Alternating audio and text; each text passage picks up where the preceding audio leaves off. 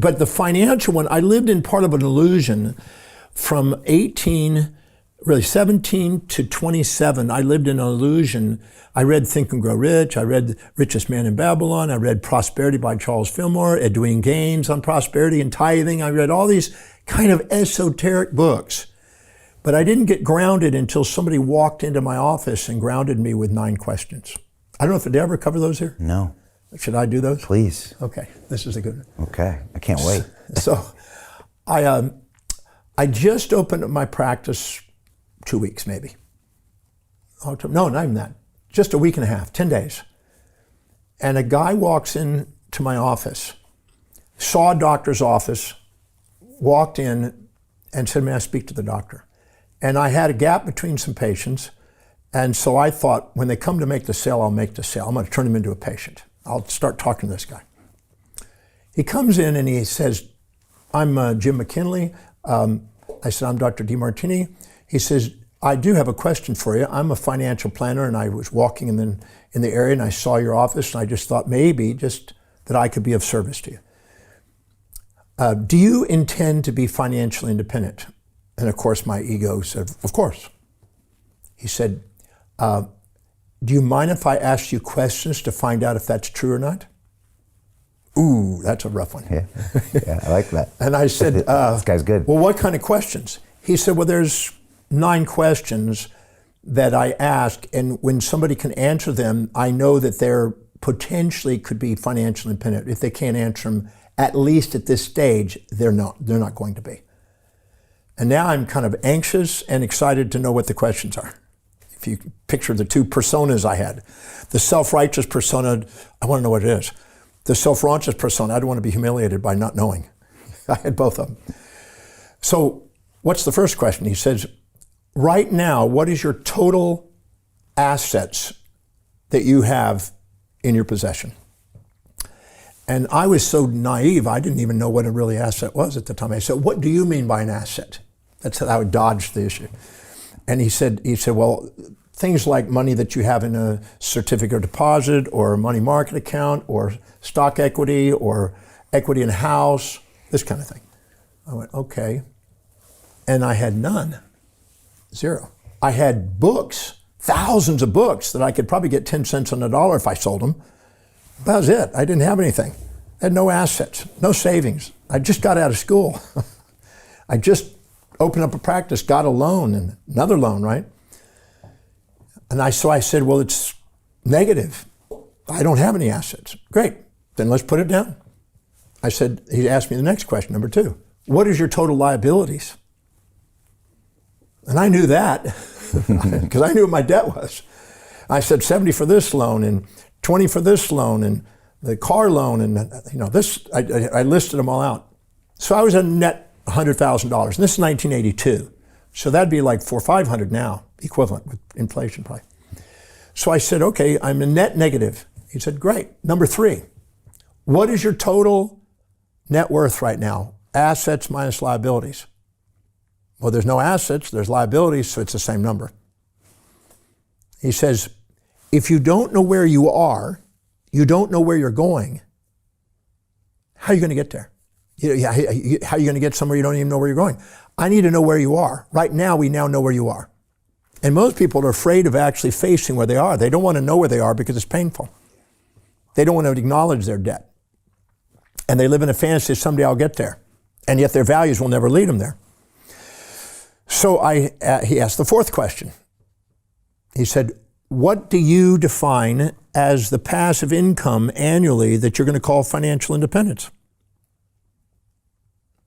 And I didn't know any better. I had made $100,000 teaching in a year prior to that. I was single, I had an apartment.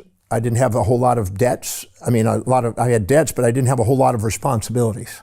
I wasn't married, didn't have kids. So I thought in 1982 that if I could have a 6-digit figure, $100,000 or more per year, I could do pretty good. That would be like $500,000 maybe now. If I had $500,000 a year, I could live on that. So I put $100,000. He said, okay. If you don't know what you want, you don't know where you're going. You don't know where you're starting. You don't know how to. If I get an Uber right now, I don't know where I am. I don't know where I'm going. The Uber says, I can't help you. You can't help yourself until you get to be grounded. Because I was living esoteric. Someday I'll be enough where I don't worry about money. That's a lot of people live in la la land. So I basically said, all right, $100,000. Number 5 question. What is the current investment yield and interest rate you believe you can earn with your knowledge of investing? Which was 0. I said, what would be, I don't know, I haven't done investing. What would be a reasonable return? He said, you could probably get 8%. That's a probably reasonable term with no background, but investing in the S&P 500 or whatever, you could get an 8% return. I said, okay, then we'll make it 8%. Great, put 8%. The next question, that's number 6 now. What inflation rate are you going to be facing during the duration of your life on average? I said, I have no idea. He said, well, right now it's high, but it will average around 3 to 3.1 over the long haul, 100 years. I said, well, let's put 3 in there. Great. Okay, now we've got 4, 5, 6, right? Next question. What is the total net worth that you require, earning you 8% minus 3% on inflation, to give you $100,000 a year? And I thought, okay, 8% minus 3% is 5%. 5% into 100% is 20. Multiply 100,000 times 20. I need $2 million today. Give me 8% minus 3% to give me $100,000 a year. He said, great, you figured it out. I said, okay, so I need $2 million. Yep. Now, the next question, number 8, is what's the shortfall between your current net worth and that desired net worth? I said, well, I'm $100,000 in debt, so I need $2,100,000 by tomorrow to give me financial independence. And then I went, okay. He said, great. 9th question, what's your strategy?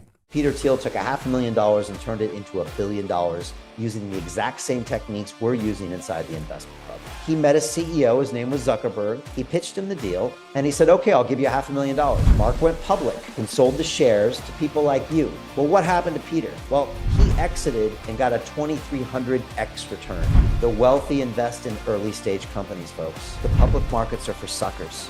It's a rigged game. By the way, this happens in crypto as well. It's called pre-sale tokens. This is Solana. Does anybody know this chain? They sold pre-sale tokens for 4 cents.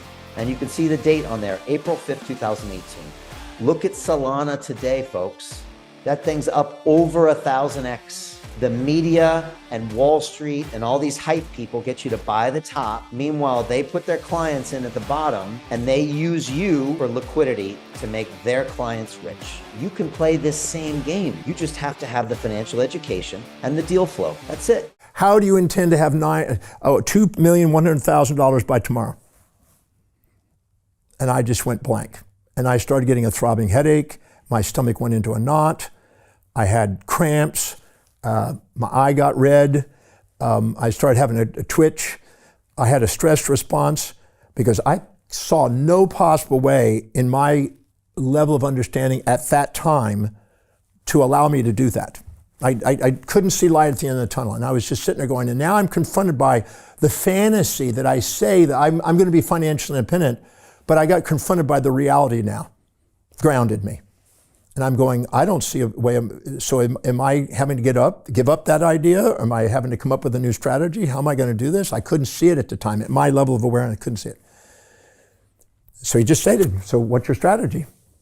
And I said, well, let's break it down. I can do $2,100,000 in 24 hours.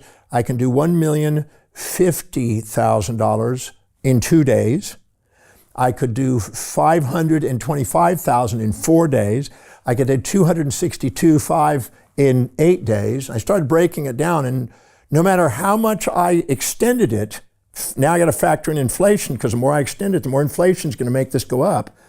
So I was now thinking, how long is this going to take to do it, to get to a point where I think I can actually make that deposit into asset accumulation? And finally, I broke it up into 15 years, 180 months. I said, I think maybe by then, and then I calculated what is the average amount that I need to be able to put into savings to be able to do that, because now with the inflation rate, I'm now going to need $4 million. So I need $4 million in 180 months. That's $22,000 a month average going in, accumulating with compound interest to give me that result in 15 years. And no matter what I did, I thought, I'm saving $200 a month right now. I don't see any light at the tunnel. And I said, I need to go and relieve my bladder. I need to go back to her. And I just sat on the can and I put my head like Dobie Gillis in the 1960s, right?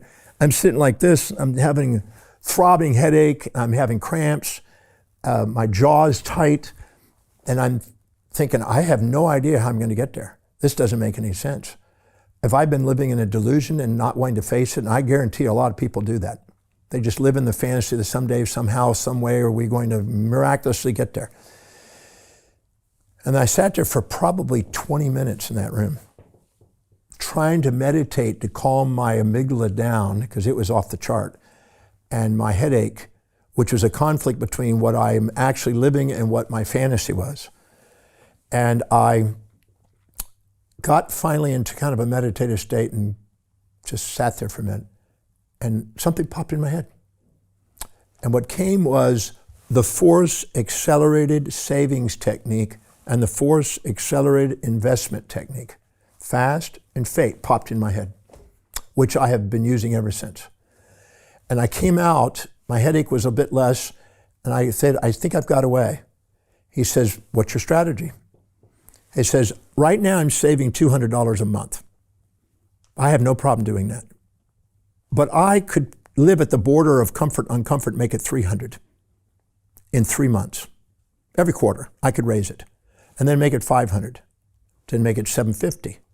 And incrementally build up as I'm building my knowledge of my business. I can incrementally increase that. When I hit $1,000 a month 1 year later, because I was paying off debt, because I had a higher value on paying other people altruistically than I did in valuing myself at that time. So when I got 1,000, I ran a projection. I said, if I keep doing $1,000 in 34 years, I'll be a millionaire. That's not financial independent, but that's just $1 million. So I knew I could be a millionaire at least in my life. But I made a commitment, and it was one of the most significant things I did. I made a commitment that I was going to increase it 10% every quarter. So I made it 1,100. I ran another projection, 31 years. 1,210, ran another projection, 28 years. 1,344, ran another projection, right, 25.4 years. And now what I'm doing is I'm increasing the amount I'm saving and accelerating it and shorting the time frame. And then I realized when I got to $2,000 saving per month, I'm down in a point where I could be now a multimillionaire. And I thought, okay, I'm just going to do this saving. And once I built up a cash reserve of 3 to 6 months, I think it was 4 months, I just put it all into investments, into stocks. I started buying the S&P 500 and various mutual funds at the time. And they didn't have ETFs yet. And so then when my student loan came through, instead of spending it raising my lifestyle, which most people do, I took that and I immediately put $400 more into here. But now I'm increasing 10% on whatever I'm doing, 10% every quarter. So that went to 4,000, 8,000, 16,000. Every 2 years it was doubling. And then when another loan was finished, I put it in there. And so it was actually going faster than that. About every year and a half, it was now doubling. It went to 16, it went to 32, it went to 64, it went to 128. I got it to $256,000 a month. So I needed 22,000. So I was below it when I started, but I was way above it. And I reached financial independence in way less than what I imagined because I followed a strategy. Strategies build wealth. Emotions destroy it. And so I followed a strategy, a methodical, and when you manage money wisely, you receive more money to manage. And when you go to uncomfort with your investments, you keep building and drawing more opportunities to your life because that's eustress, not distress. So I just started learning all the principles and devoured about 1,400 books on finances. 90% of them are worth throwing in the toilet. But there's some basic classical ones that I learned to follow that were very valuable. Charles Ellis's Winning the Loser's Game, The Intelligent Investor. I started studying Buffett back in late 80s. And I became financially independent from 37, just under 37, 36 to 37. And now it's 50 plus times. Hey, I know investing in crypto is scary.